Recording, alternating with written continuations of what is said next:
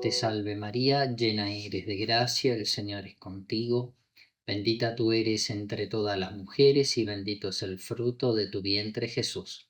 Santa María, Madre de Dios, ruega por nosotros pecadores, ahora y en la hora de nuestra muerte. Amén. Gloria al Padre y al Hijo y al Espíritu Santo, como era en el principio, ahora y siempre, y por los siglos de los siglos. Amén.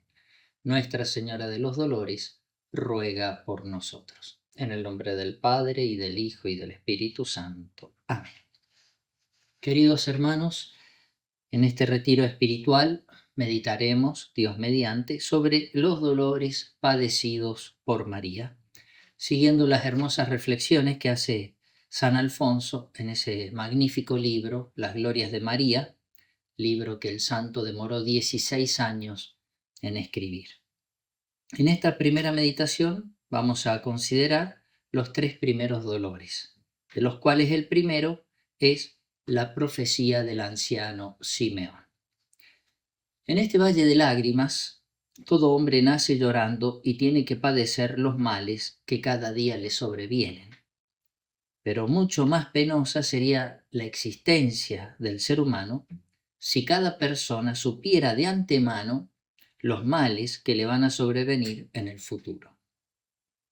Bien decía el filósofo pagano Séneca: muy angustiosa sería la situación del que conociera su propio futuro, porque antes de que le llegasen las miserias ya se encontraría muy triste. Por eso el Señor tiene esa delicadeza con cada uno de nosotros al no dejarnos conocer las cruces que nos esperan, para que si las tenemos que padecer, las padezcamos solamente una vez. Sin embargo, no tuvo la misma consideración con la Virgen María, la cual, porque Dios la quiso reina dolorosa y en todo semejante a su Hijo, quiso que tuviera siempre ante sus ojos, y por lo tanto, que sufriera continuamente todas las penas que le esperaban en el futuro. ¿Y cuáles fueron estos sufrimientos que la Virgen conoció de antemano? Estos dolores fueron los de la pasión y muerte de su amado Jesús. Y esto sucedió cuando el anciano Simeón, en el templo, después de haber recibido en sus brazos al niño Jesús, le predijo a la Virgen que aquel hijo suyo tenía que, en primer lugar, Lucas 2:34, ser el signo de todas las contradicciones y persecuciones de los hombres, dijo el anciano santo Simeón. Este está puesto para caída y elevación de muchos en Israel y será como signo de contradicción. Y en segundo lugar, Lucas 2:35, en el versículo siguiente, y que por esto mismo la espada de dolor debía atravesar el alma de María. Y a ti, le dice a la Virgen, una espada te atravesará el alma, a fin de que queden al descubierto las intenciones de muchos corazones. Dijo la Virgen a Santa Matilde que ante semejante anuncio, toda su alegría se volvió tristeza, porque como le fue revelado a Santa Teresa, la Madre Bendita, aunque sabía desde el principio que su hijo iba a ofrecer el sacrificio de su vida por la salvación del mundo, sin embargo, desde esa profecía conoció en particular y más en detalle las penas de la vida y la muerte despiadada que le esperaban a su amado hijo. Es decir, conoció que a Jesús lo iban a contradecir en todo, por ejemplo en la doctrina, porque en vez de creer a Jesús, lo tuvieron y condenaron por blasfemo, como lo declaró el impío Caifás cuando dijo, ha blasfemado, es reo de muerte. Conoció la Virgen que lo iban a despreciar considerándolo un simple trabajador, a pesar de ser el Rey de Reyes y Señor de Señores, como sucedió en Nazaret, que decían, ¿no es este el carpintero, el hijo de María? Supo la Virgen María que siendo Jesús la misma sabiduría iba a ser tratado en primer lugar de ignorante. Juan 7:15 dice, ¿cómo es que éste sabe de letras si no ha estudiado? decían los judíos. Fue tratado de falso profeta y cubriéndole con un velo le preguntaban, adivina, ¿quién es el que te ha pegado? Supo la Virgen que a su hijo Jesús lo iban a descalificar de la peor manera, inventando todo tipo de calumnias, como cuando lo trataron de loco, según Juan 10:20. Está loco, decían. ¿Por qué lo escuchan?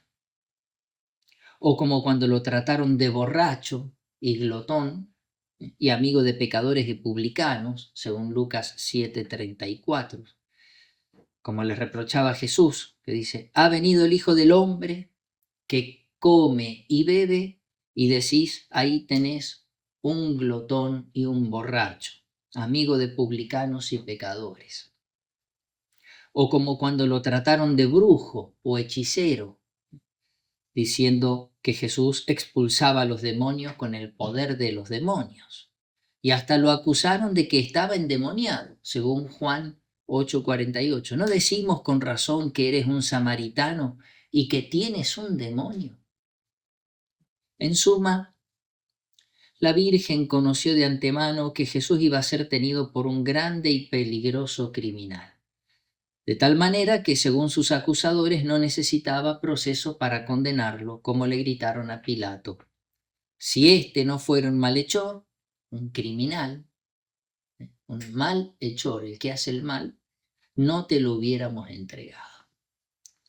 La Virgen Madre además conoció de antemano que su hijo Jesús también se iba a ver muy afligido en el alma, sobre todo cuando el Padre Eterno no atendió la oración que le dirigió Jesús en el huerto de Getsemaní, cuando le rogó, Padre, si es posible que pase de mí este cáliz.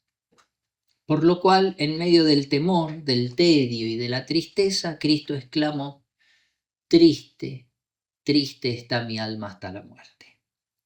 Y abrumado de angustia llegó a sudar, como dice San Lucas, gruesas gotas de sangre que caían hasta el suelo.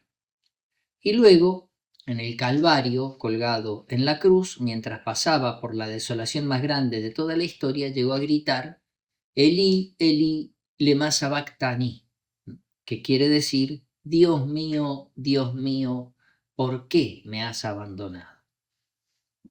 La Virgen María supo que además de ser contrariado y perseguido a lo largo de su vida, también Jesús iba a sufrir en todo su cuerpo, que iba a ser atormentado en todos sus sagrados miembros, en las manos y en los pies, en el rostro y en la cabeza, en su espalda y en lo más profundo de su corazón, en todo su cuerpo, hasta llegar a morir desangrado y denigrado en el vil madero de la cruz. La Virgen Madre conoció todo esto y lo conoció de antemano a partir del anuncio del anciano Simeón. De hecho, la misma Virgen María le reveló a Santa Brígida que no hubo una hora en que no le traspasara este dolor. Cada vez que miraba a mi hijo, dice la Virgen, cada vez que lo envolvía en pañales, cada vez que contemplaba sus manos y sus pies, se renovaba en mi alma un nuevo dolor, al pensar en los clavos que los habían de traspasar en el momento de la crucifixión. Es más, la Virgen le manifestó a la misma santa que al saber cuánto tenía que padecer su hijo, cuando lo alimentaba, pensaba en la hiel y el vinagre. Cuando lo envolvía en pañales, pensaba en las sogas con que lo habían de maniatar. Cuando lo llevaba en brazos, se lo imaginaba clavado en la cruz. Cuando lo veía dormido, recordaba que un día estaría muerto. Y también que siempre que lo vestía o le vestía su túnica, se acordaba de que un día se la habían de arrancar para crucificarlo. Dijo la Virgen María a Santa Brígida, mis ojos se llenaban de lágrimas y mi corazón se estremecía de dolor. Dice el evangelista San Lucas que Jesús, conforme crecía en edad, así también crecía en sabiduría y gracia ante Dios y ante los hombres. Si crecía Jesús en la estima y amor de la gente, cuánto más crecería en la estima y el amor de la Virgen María. Pero al mismo tiempo que en el alma de la Virgen crecía el amor, al mismo tiempo más que se acrecentaba el dolor de tenerlo que perder y de perderlo con una muerte tan cruel. Y cuanto más se acercaba el tiempo de la pasión de su hijo, tanto más y con mayor dolor, aquella espada profetizada por Simeón atravesaba el corazón de la madre. Así lo afirma Santa Brígida. Conforme el hijo se aproximaba a la pasión, aquella espada de la Virgen cada hora se hacía más dolorosa. Por eso, queridos hermanos, haciendo una aplicación de estos misterios a nuestras vidas, si nuestro Señor Jesucristo y su Madre Santísima no rehusaron padecer por amor a nosotros a lo largo de la vida un sufrimiento tan cruel como fue el conocer de antemano y con todos los detalles los sufrimientos que le esperaban, nosotros no tenemos derecho a lamentarnos por nuestros padecimientos, que son ciertamente mucho menores. Jesucristo se le apareció a Sor Magdalena Orsini, una religiosa dominica, mientras sufría desde hacía tiempo una gran tribulación, y la animó a permanecer en la cruz con él, soportando aquel dolor. Sor Magdalena, lamentándose, le respondió: Señor, tú solo sufriste en la cruz 3 horas, pero yo llevo años con esta tortura. Entonces el Redentor, Jesús, le replicó: ¿Cómo puedes decir eso? Yo desde el primer instante de mi concepción sufrí en el corazón lo que después en la cruz padecí en el cuerpo. Por eso cuando nosotros tengamos que padecer cualquier aflicción y por nuestra debilidad nos lamentemos al Señor, imaginemos que también Jesús nos dice lo mismo. Yo desde el primer instante de mi concepción sufrí en el corazón lo que después en la cruz padecí en el cuerpo. Por eso siempre tenemos que pedir a Nuestra Señora de los Dolores que nos conceda la gracia de entender que nuestros sufrimientos son nada en comparación con sus sufrimientos, y menos todavía con los sufrimientos de Jesús. El segundo dolor. Vamos a considerar ahora la huida a Egipto. De la misma manera que una cierva cuando es herida con un flechazo lleva su dolor a donde va con la flecha que la hirió, así la Madre de Dios, después de la profecía de Simeón, como hemos considerado, de la misma manera, la Virgen María lleva, como una cierva herida, llevó siempre consigo su dolor, con el recuerdo continuo de la pasión de su Hijo, como una flecha que atravesó su corazón. Escribía San Alfonso: Tu mente, María, y tus pensamientos estaban teñidos con la sangre de la pasión del Señor, de tal manera que veías constantemente emanar la sangre de las llagas de Jesús. El mismo Jesús era la saeta, es decir, era la flecha clavada, era la flecha que la hería en lo más profundo del corazón de la Virgen María, porque cuanto más lo contemplaba y cuanto más bueno y amable se le mostraba a Jesús, tanto más la hería con el dolor de tenerlo que perder, y sobre todo de tener que perderlo con una muerte tan cruel y tan despiadada. Ahora, como decíamos, consideramos el segundo dolor que hirió el corazón de la Virgen y que sucedió en lo que conocemos como la huida a Egipto, viaje que tuvieron que emprender José, María y el niño por la persecución del rey Herodes.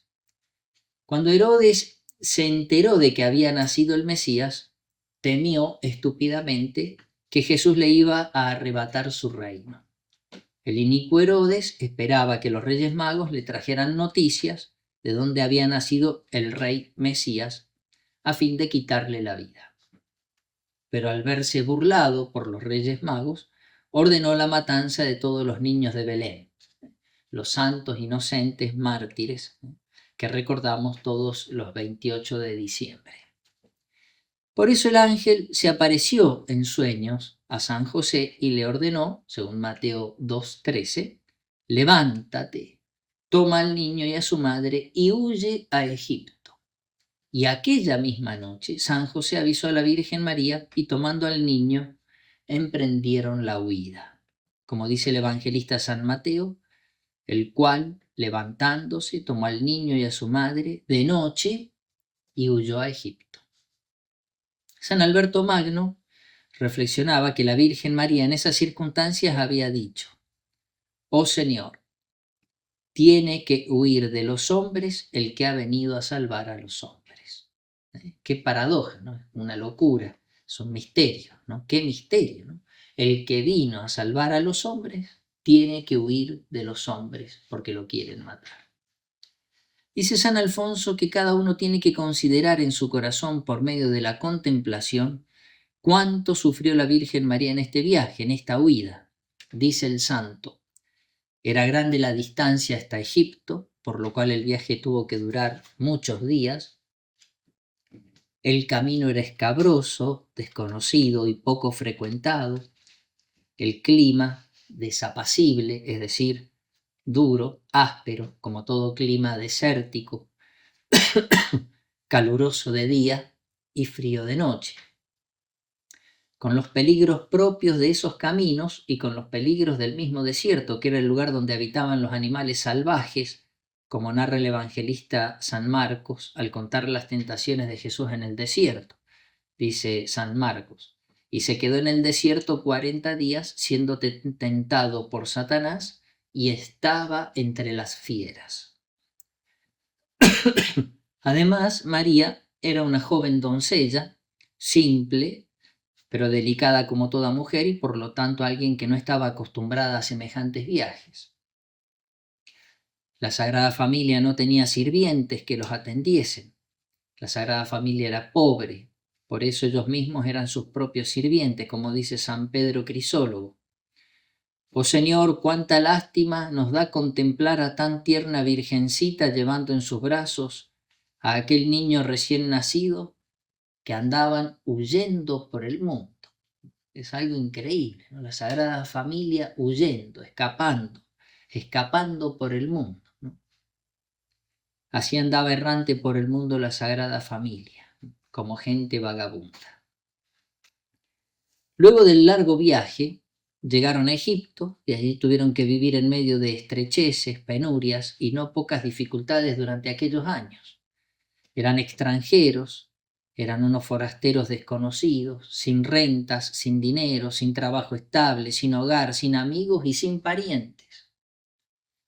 Apenas podían sustentarse con sus modestos trabajos. Dice San Basilio: como eran pobres, es evidente que tenían que ganar lo necesario para la vida con el sudor de sus frentes.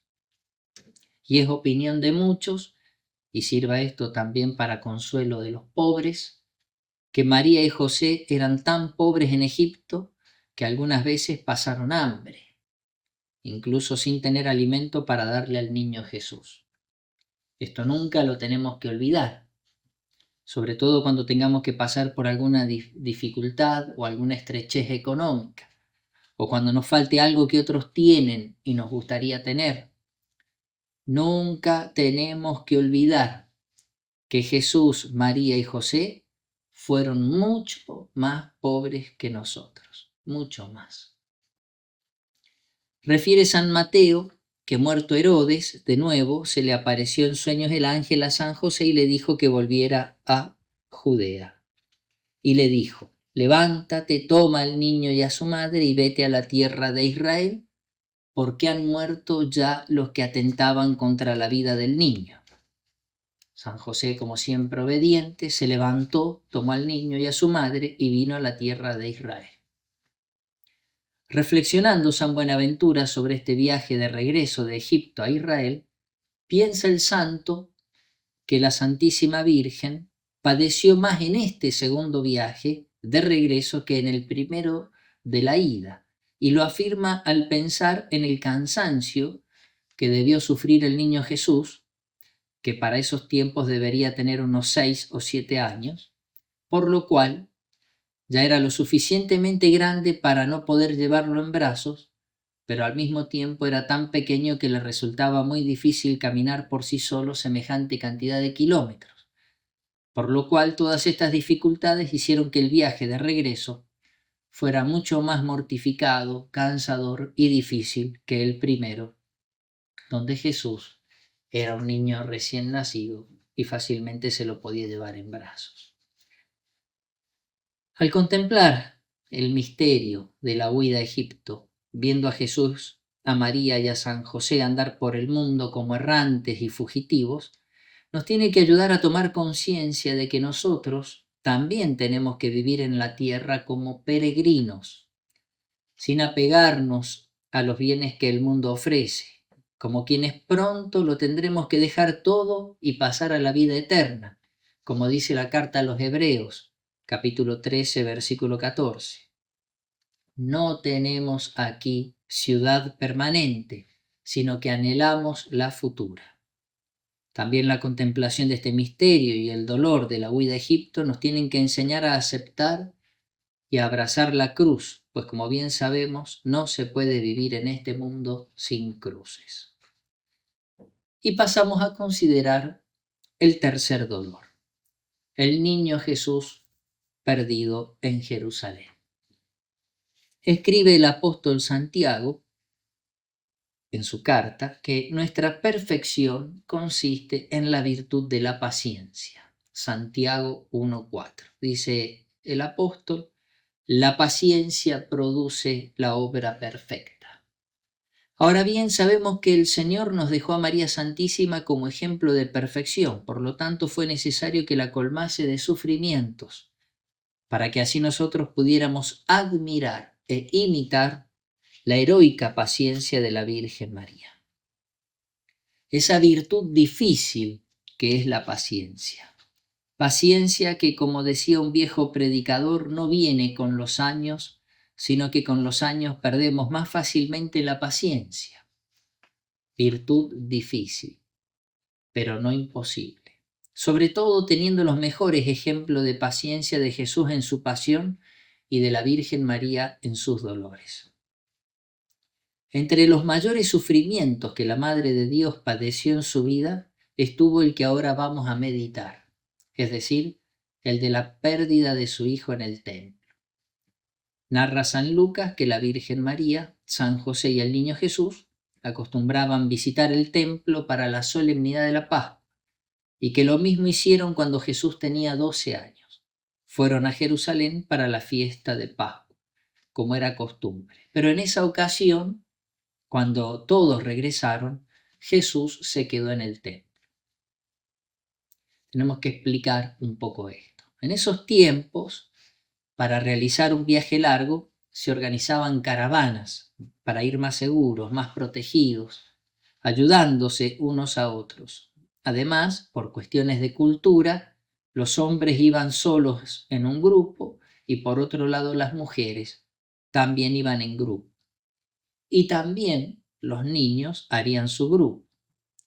Es por eso que durante el camino la Virgen María pensaba que el niño iba con San José y San José pensaba que el niño iba con la Virgen María, o también en el grupo de los niños. Cuando la caravana se detuvo para descansar durante la noche, al encontrarse San José y la Virgen se preguntaron por el niño. Y al no encontrarlo, en ese mismo instante comenzaron presurosos el regreso a Jerusalén para buscar a Jesús. Y no lo encontraron sino después de 3 días. Contemplando estos misterios, San Alfonso comenta que en aquellas noches la afligida madre no durmió, llorando y suplicando a Dios que le hiciese encontrar a su hijo. Hay quien dice que este dolor de María está no solo entre los mayores que sufrió, sino que fue el más grande y el más amargo de todos, y hay motivos para afirmarlo. El primer motivo es porque en los otros dolores María tenía consigo a Jesús. Padeció con la profecía de Simeón en el templo y en la huida a Egipto, pero siempre con Jesús. Pero en este dolor padeció lejos de Jesús, sin saber dónde estaba, como reza el Salmo 37, diciendo: me falta la luz de mis ojos. Qué largos se le hicieron esos 3 días a la Virgen, le parecieron 3 siglos, parecido a lo que sucede en la actualidad, cuando desaparece un niño, los sufrimientos de la madre, los sufrimientos de la familia, ¿no? Cuánta desesperación, cuánta angustia.